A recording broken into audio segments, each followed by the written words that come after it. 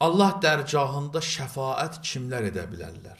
Peyğəmbərlər şəfaət edəcəklər. Allah Rəsulü buyurur ki, Peyğəmbərlər o kəslərə ki, Allahın birliyinə, ixlasla, xalisanə şəkildə inanıblar, şəhadət veriblər, Peyğəmbərlər bu insanlar üçün şəfaət edəcəklər. Kimlər üçün? O adamlar ki, Allahın birliyinə, vəhdaniyyətinə şəhadət veriblər.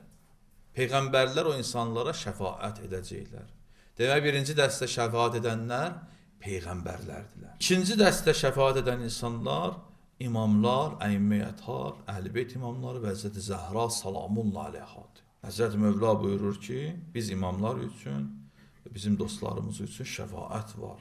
Üçüncüsü Qur'andır. Qur'an şəfaət edər. Həzrət Mövla buyurur, bilin ki, Qur'an şəfaət edəndir və şəfaəti də qəbul olunacaq. Dördüncü dəst insanlar ki, şəfaət edər, möminlərdirlər. İmam Sadiq əleyhissalamdan sual oldu. Mömin öz əhli üçün şəfaət eləyə bilər? Həzrət buyurdu, bəli, şəfaət edəcək və şəfaəti də qəbul olunacaq. Növbəti dəst insanlar, beşinci dəst insanlar ki, şəfaət eləyə bilərlər hədislərə əsasən qonşulardır. İmam Sadiq əleyhissalam buyurur ki, qonşu üçün şəfaət eləyər. Altıncı, mələklərin şəfaəti qəbul olunar.